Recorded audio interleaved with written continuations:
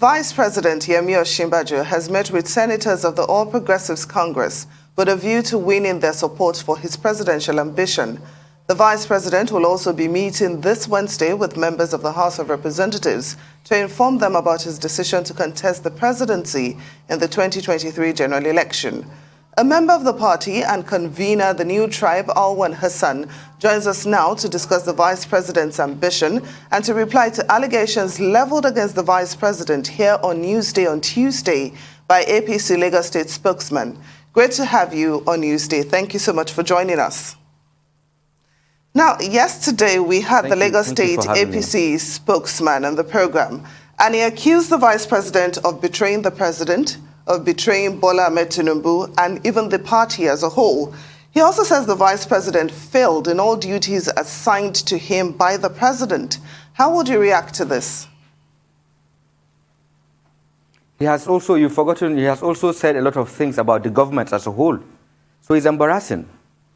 And for a spokesperson of a party to come out and speak like that, does that mean that is the stand of the Lagos State government? Is that the stand of the Lagos APC?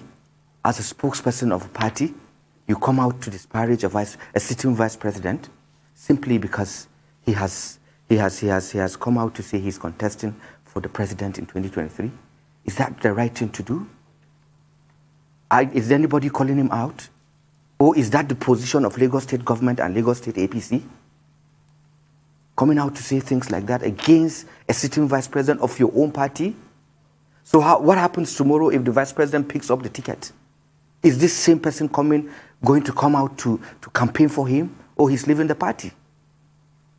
If I, as a supporter of the vice president, decide to now yank in an Amechi that is contesting for president, is an aspirant with my own candidate, would I now, if Amechi picks the ticket tomorrow, come in and reverse myself to be campaigning for Amechi? Is this not a bad precedence shown by a leader of a party because as a spokesperson, he looks elderly? A lot of people should be learning by what he does in Lagos. Is that the right thing to do? I believe and advise the party should quickly call him to order and distance themselves from him and even punish him, because it's a dangerous part. Unless if there is a plan against the party and the government as a whole, because he called a lot of things that even brings in the president in it. Yes, because if you come up to condemn the vice president's actions in this government or things that you feel are not right, you seeing it from the outside, you're condemning the president too. You're condemning the government and your own government. As an APC spokesperson of Lagos State, you occupy an official seat, an official office of the party, and you're disparaging the party and the government? Who does that? I want to believe that's not the position of Lagos APC and Lagos government. And they should quickly come out and do the needful. He spoke about religion. He spoke about the vice president's religion and the vice president's social investment program when it was under him. I will address these two quickly and we'll move on. I would like to tell him, if he doesn't know, that the DCOS, the Deputy Chief of Staff in the Vice President's office, who is the highest office in the Vice President's office, is a Muslim. Malam Abdurrahman is a Muslim, Abdurrahman Ipai. Everybody knows. Mrs. Uwais that managed the SIP he called is a Muslim. I am a Muslim. I'm a very close ally to the Vice President. And I talked with him a lot of things. All these things they've been saying. There is a fifth columnist that came in yesterday and was saying he's a think tank of Vice President, and he was speaking in the nonsense. Those things are not our belief. Those are not our teachings. We had the same thing in 2014 when we were going to primaries and we were supporting the then aspirant President Muhammadu Buhari, GMB General Muhammadu Buhari. Rochas contested. Late Sam Inda Isaiah contested, Konkoso contested. None of us went insulting anyone. If dog eat dog today, then who comes in to campaign for us in the general campaign? But you shouldn't do that. Only God knows who is going to be president next year. Mr. Hassan, let me interrupt for the sake of time. You have certainly said quite a lot. And this race is going to be bringing out quite a bit in both sides of the party. I just want to ask you what we should be focusing on. Now, apart from the age difference, health status, and education background, employment opportunities, what are the differences between both candidates? And I'm talking about Asiwaju Bola Ahmed Tinubu and, of course, the current vice president. I really don't want to put the two together, but I'm going to tell you about my own candidate, the Vice President of the Federal Republic of Nigeria. Among all the candidates, no one has been Vice President. Only him is Vice President. He has gone through 7 years of being Vice President. He has chaired a lot of committees. He has done everything that was done in this government. He was part of it. And we intend to consolidate on what this government has done. Let me speak about the SIP, Social Investment Program. He said he has not metamorphosed to anything, but it's now a ministry. It was because of the works that were done in the Social Investment Program. That is why today we have the Ministry of Humanitarian, the biggest in sub-Saharan Africa, with a budget of 5 billion naira, and it touched a lot of lives. In fact, we won the elections in 2019 with the SIP. And it was a Muslim lady that was chaired, that was coordinating it, Mrs. Uwais. So you see, these things people are saying, and I'll tell you something. See, my candidate, if anyone thinks that this way, the way we think, I will tell you a few things about my candidate and why he stands out. This is someone that as a Christian, he became an overseer and a pastor of a church.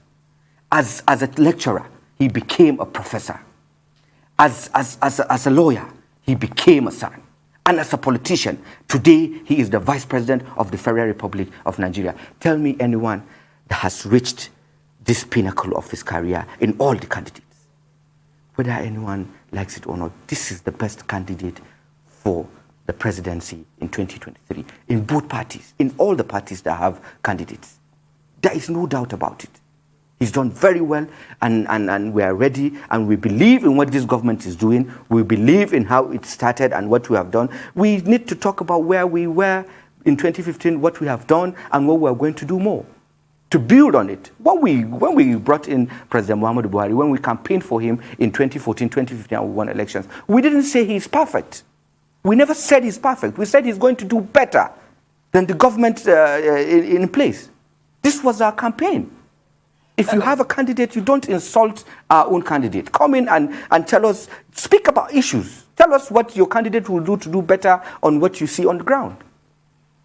Well, Mr. Hassan, you've mentioned quite a few milestones according to your observation, but truth be told, beyond some of the perceptions is that why he might not be the right candidate in the eyes of others is that there are permutations that the vice president has been part of the Buhari administration and is complicit in all its apparent failures. And the failures are apparent, especially in the areas of the economy, even when he is the chairman of the National Executive Council. Now, those are facts as well.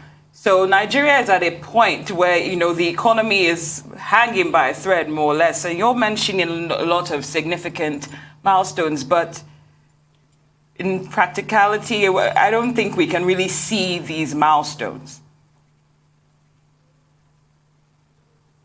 You see, the growth and all in economy is a process.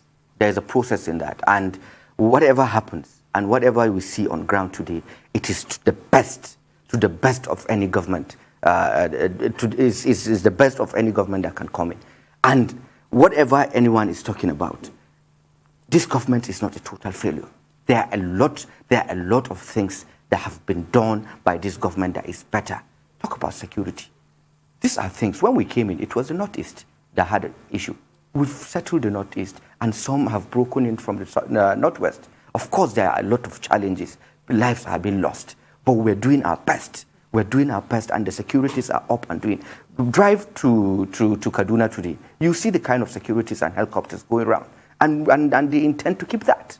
So a lot of things are being put in place. We're not just a government that doesn't have a will, the political will to fight all these insurgents. We're not a government that doesn't have the political will to take care of the economy. The economic crisis in Nigeria is not just for Nigeria. It is for the whole world.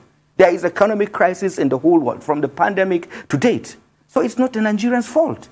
It's not the Vice President's fault. He's only human, and he can only give what he can. And of course, a lot of things are being done.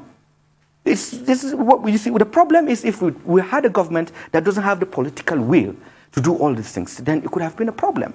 But there is a government in place, and the government is seriously working on it. A lot of things are being put in place. People don't know, but we will start rolling out all these things soon. You know, so it's not a complete failure. And every government comes with its own challenges. A lot governments that have passed, they came with their own challenges. The way you tackle and handle the challenges is what matters. Some slept and thought there was no problem. Those Mr. Alwan Hassan, there was no problem, and there was no. Mr. Alwan Hassan, we want to say a big thank you for coming to Newsday. I guess we'll sustain the conversation as we head into 2023 and leave Nigerians to decide if they want more consolidation of the Buhari administration. Thank you so much for joining us on Newsday.